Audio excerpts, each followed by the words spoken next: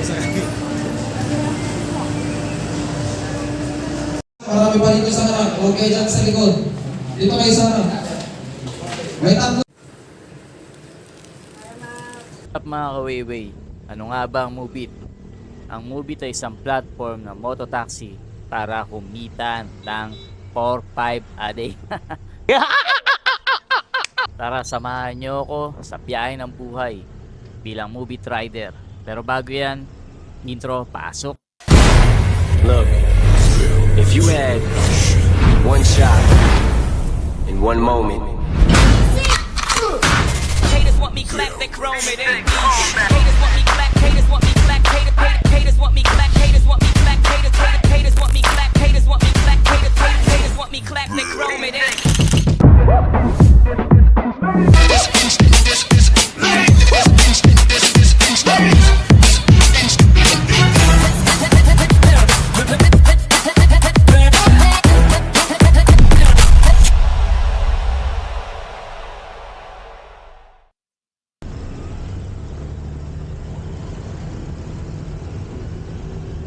Six AM, bumabiyahe na ako para mag-Moovit. Monday ngayon, kaya malamang marami pasahero. Pupuntahan natin yung ating first CS. Ang pick-up point niya dito sa may Yamaha Kogyo Antipolo.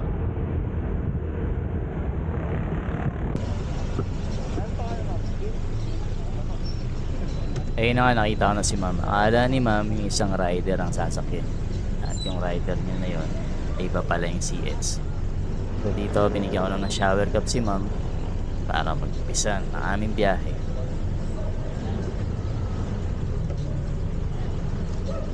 At dito nga tinignan ko kung saan ang drop off ni ma'am. At nakita ko, papuntang Japan si ma'am. Kaya ma'am, good luck sa pagja-Japan mo.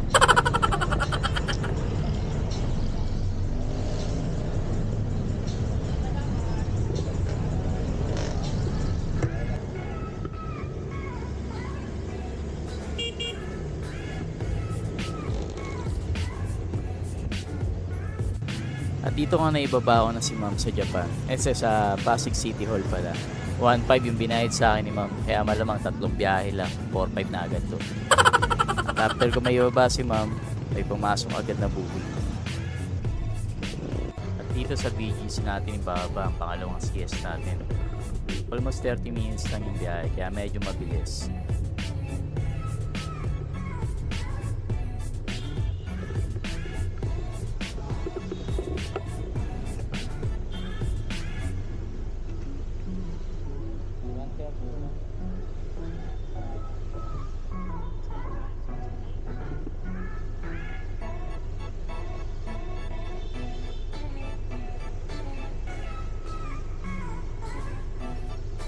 $500 yung binigay ni ma'am dahil wala daw siyang barya. Keep the change na raw. Ay, kagaling.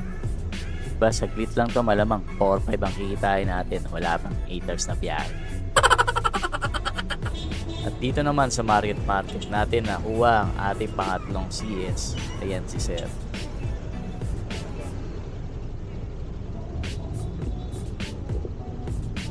At ang destination ni Sir, Makati. Let's go mga kawayway.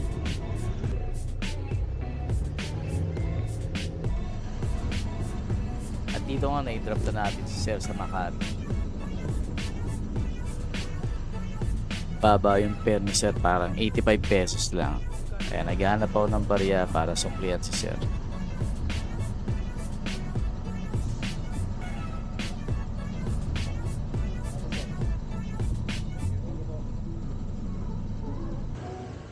Dito nga napagpasya ako magpahinga muna saglit. Napansin ko konti na lang rin ang aking gasolina kaya naisipan ko magpaarga na.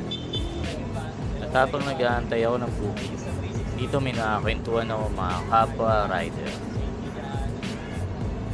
Kay Ropang Joyride at kay kapwa Moovit rider.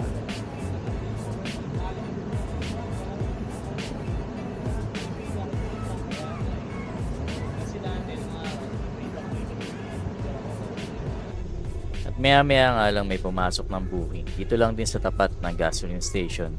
Kaya hinihintay ko na yung pang ilang pasahero natin. Hindi ko na matandaan. At eto na nga si ma'am. Lumabas na ng gate nila.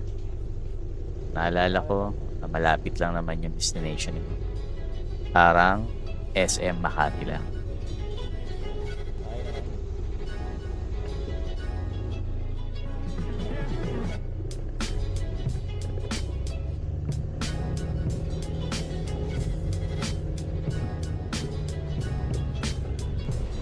At dito nga na-drop na natin si ma'am sa SM Makati. Cashless nga pala yung payment ni ma'am. Siguro maabot to ng mga 1-3. After nga nito may pumasok agad na booking. Dito lang din sa SM Makati. At dito na pick up na nga natin si sir. Ang kanyang destination, BGC.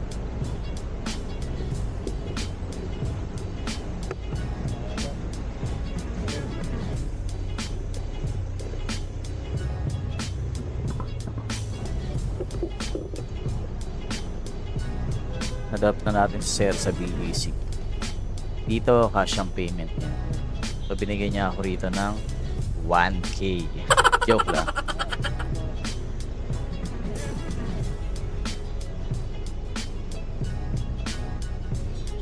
At maya nga lang may na pick up na naman tayong pasahero dito sa BGC.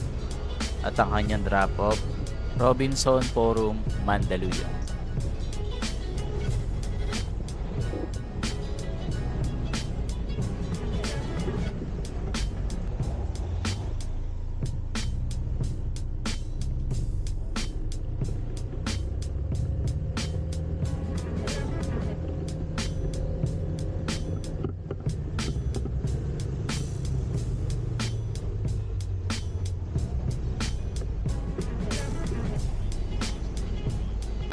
At after natin maibaba si ma'am sa drop off niya, may pumasok na agad na booking dito lang malapit sa Robinson Forum.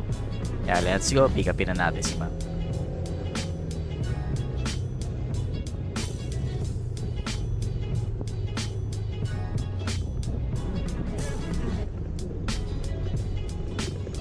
Dito nga natanaw ko na si ma'am.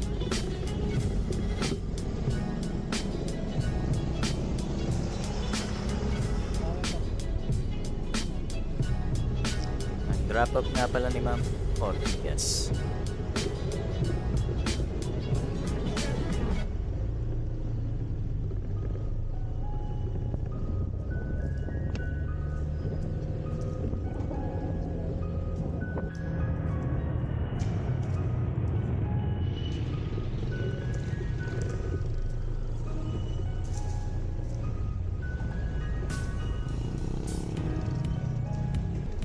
So dito sa Ortigas, na-drop na natin si ma'am.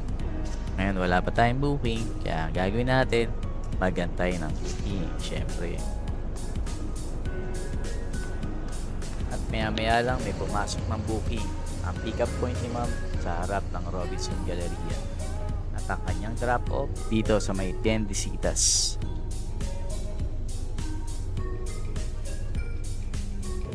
Dito nga nakaramdam na ako ng gutom. Kaya kumain muna ako. Inop ko muna yung apps ni Mubit para mapil ko naman yung tanghalian kong nilagang saba at nilagang itlog. Let's go! Dito nag-iisip ako kung aabot ba talaga ng 4-5 ang kikitain sa isang araw. Sky Movie. Malamang gutom lang to, kaya ikakain ko na lang to.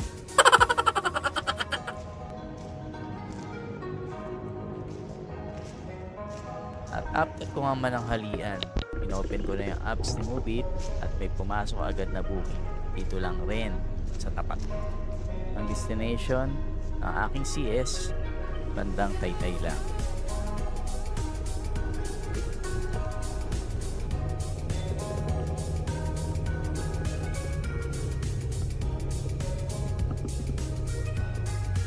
At dito nga naibaba ko ng aking CS. Sakto naman may pumasok agad na booking. So pick upin na natin another CS. Let's go.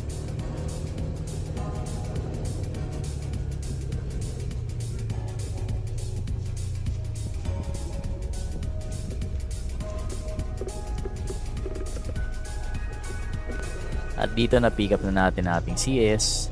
Medyo malaki sir, may tao kaya medyo mabigat. At Ramdam natin, mahirap ang motor natin.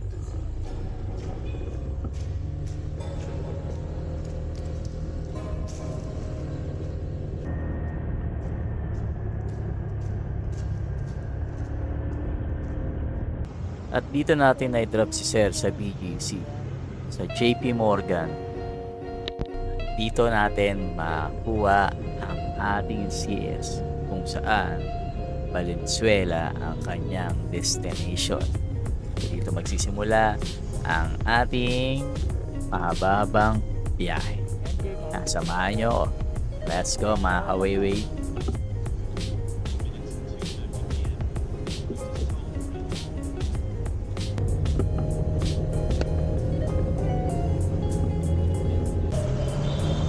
Ito nga, nakasabay natin yung isang Ferrari na pinangmumupit. Joke lang. O, diba? Ang gwapo ng Ferrari. Balang araw, makapag-drive din tayo. Kasi mag-apply tayong driver. Pero samantala ngayon, mag-COVID muna tayo. Tignan muna natin ang magandang tanawin ng Ferrari car.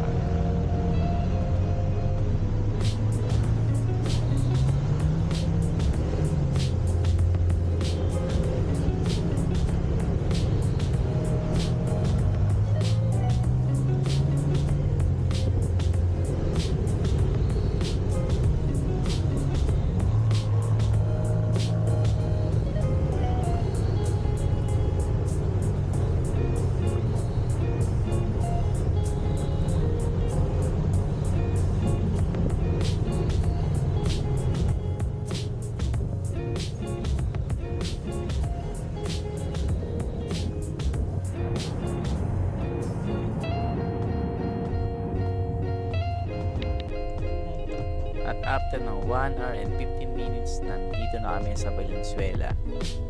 Ang sabi nga ni ma'am, bandang dulo na pala to. Malapit na ng Bulacan.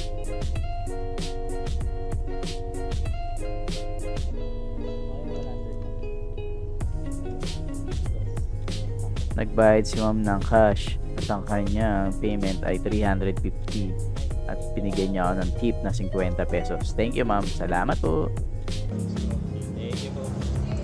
Dito naman nagtatanong ako kung saan yung daan para sa pick up point ko dahil parang naliligaw na ako. Narisa po, no? Ito nga sa Valenzuela, nagpaikot-ikot ako. At ito nga yung tinatawag nilang biyaheng Murami. Kano? 15? At dito may nakausap akong kapwa movie rider. Yung gano'n, no? So, ibig sabihin, lahat naman pupunta sa wallet mo, pwede mo... Walang charge. Kaya nga, May charge lang kapag ano. di ba dyan napupunta rin yung cashless? Oo. Tapos, i-transfer mo sa Gcash, wala. Oo. Ah, talaga? Alam ko meron. Magkakaroon lang kapag yung ano. Ayun, may pumasok sa akin. Saan ito pupunta? Maganda yun, natin 360 na pag in-edit. Naka-open lang yan. Pero minsan pinapaday ko sa yan, naka-open. Naka-ray ko. Paano makikita? Yung ano.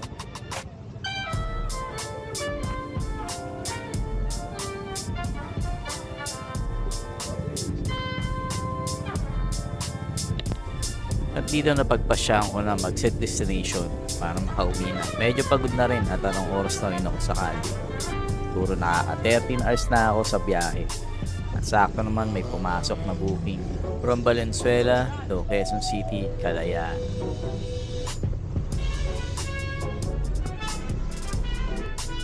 At ito na nga, na-pick up ko na si ma'am, ang last yes natin. At kahit papano, may pumasok na booking sa set destination natin. At makakauwi na rin tayo ng Antipolo. Let's go!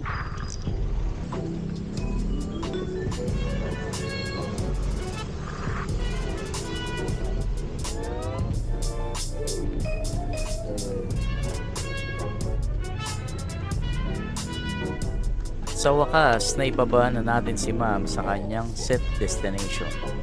At dito, mukhang uulan na.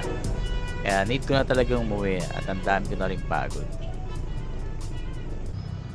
Dahil tagapagmana ako ni Mubit, ay pumasok pang huling pasahero. Ang destination ni ma'am, Cubao Terminal Bus. At na-drop ko na si ma'am sa terminal ng bus dito sa Cubao. At napagpasya ako ng gumapang pauwi from Cubao to Antipolo. Ang tanong, umabot pa ng 4-5 ang ating kinita? Sasabihin ko yung susunod na ating biyahe. Samahan niyo ako pa sa mga susunod na video, and this is live.